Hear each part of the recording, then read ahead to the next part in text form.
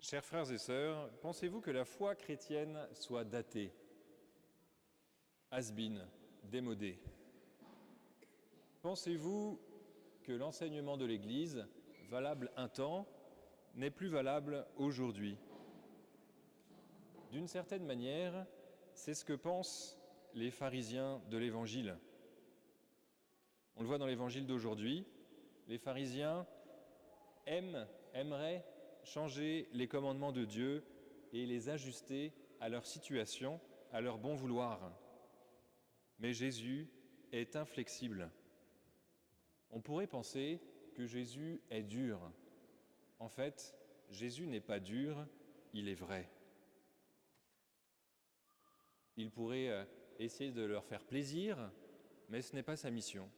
Sa mission, c'est de prêcher la vérité, c'est de prêcher pour que nous changions de vie. Autrement dit, Dieu ne change pas. Dieu est immuable. Nous changeons. Et encore plus, nous sommes invités par Jésus à changer, à nous convertir à son message, à nous convertir à l'Évangile. Dieu ne change pas. Vous voyez, dans la première lecture que nous avons entendue, dans le livre de la Genèse, au commencement de la création, Dieu les fit hommes et femmes. À cause de cela, l'homme quittera son père et sa mère, il s'attachera à sa femme, et tous deux deviendront une seule chair. Jésus le reprend tel quel dans l'Évangile. Ainsi, ils ne sont plus deux, mais une seule chair. Donc, ce que Dieu a uni, que l'homme ne le sépare pas. Aujourd'hui, de ce que je peux entendre dans nos conversations, de ce que je peux entendre dans les médias, de ce que je peux lire dans différents livres ou dans différents journaux, on voudrait ainsi changer les commandements de Dieu, le projet divin. Or, ce qui doit changer, ce n'est pas Dieu, mais ce qui doit changer, c'est nous, c'est notre vie.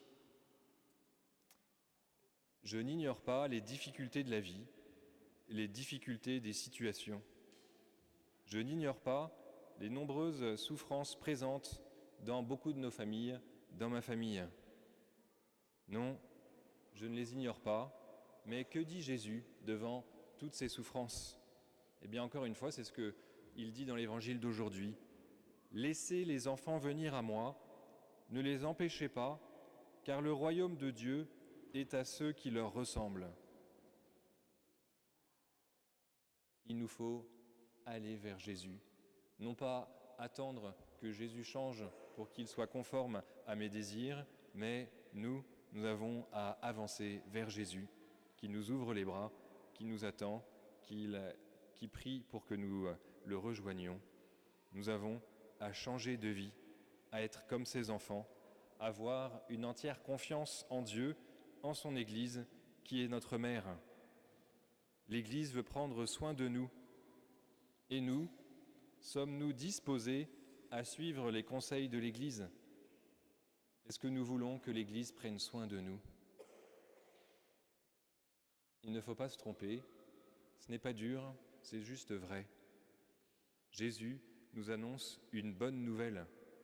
L'homme quittera son père et sa mère, il s'attachera à sa femme, et tous deux deviendront une seule chair. Voilà la bonne nouvelle que Jésus nous annonce aujourd'hui.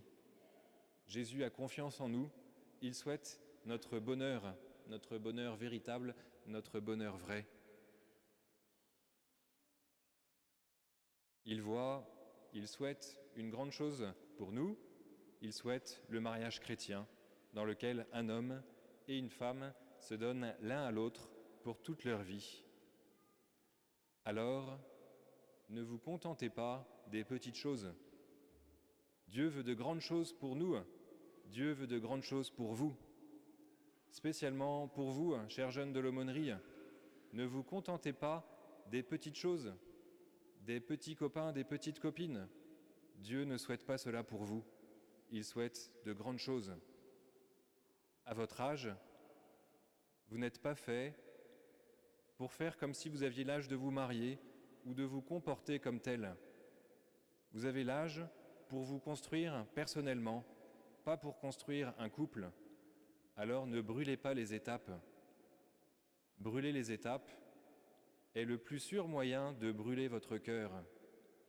Et votre cœur, comme le mien, a soif de grandes choses. Et cette grande chose, eh bien, ce n'est que Dieu qui peut nous le donner. C'est Dieu lui-même. Dieu veut que nous soyons heureux. Dieu veut combler notre cœur, notre âme. Pour cela, nous devons vivre dans la vérité de l'amour. La vérité de l'amour, de savoir que sa femme, son mari, ce n'est pas Dieu, ne pourra jamais remplir notre cœur complètement. Il n'y a que Dieu qui peut remplir notre cœur complètement. Le mariage chrétien trouve son véritable accomplissement et sa véritable plénitude quand les deux époux s'aident l'un et l'autre à aimer Dieu de plus en plus, à faire connaître Dieu à ses enfants. C'est alors, et seulement alors, que l'amour qu'il y a entre les époux trouve son sens, se réalise dans toute sa vérité. Je ne sais pas si vous le savez, mais ma souffrance est grande. Ma souffrance est grande de vous voir si peu mariés, chers amis. Il y a si peu de personnes mariées en Dieu parmi nous. Ma souffrance est grande. Alors, je vous en supplie, ceux qui vivent ensemble, mariez-vous. Mariez-vous, c'est indispensable pour que le royaume de Dieu advienne parmi nous. C'est indispensable pour que nous puissions, chacun, vous en particulier, mais toute la communauté, marcher vers Dieu, accueillir le don que Dieu fait pour nous. Pour cela, je vous propose 3 pistes. La première, c'est chaque jour dire à Dieu que nous avons confiance en lui, que nous avons confiance en son Église. Dieu veut notre bien véritable. Alors ayons confiance en Dieu. Deuxième piste, c'est d'offrir à Jésus notre souffrance. Souffrance personnelle, souffrance familiale, souffrance de ne pas être marié, d'être divorcé, d'être concubin ou encore de ne pas être assez aimé.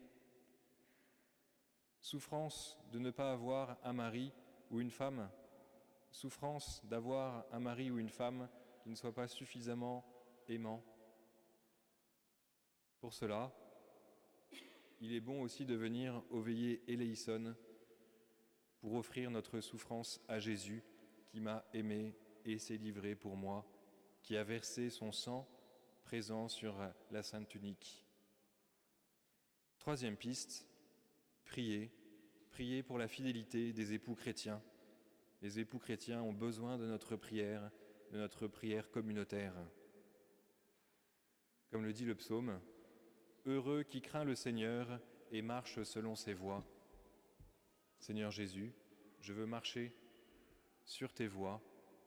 Je veux que ton message de bonheur soit pour moi. Jésus, j'ai confiance en toi. Amen.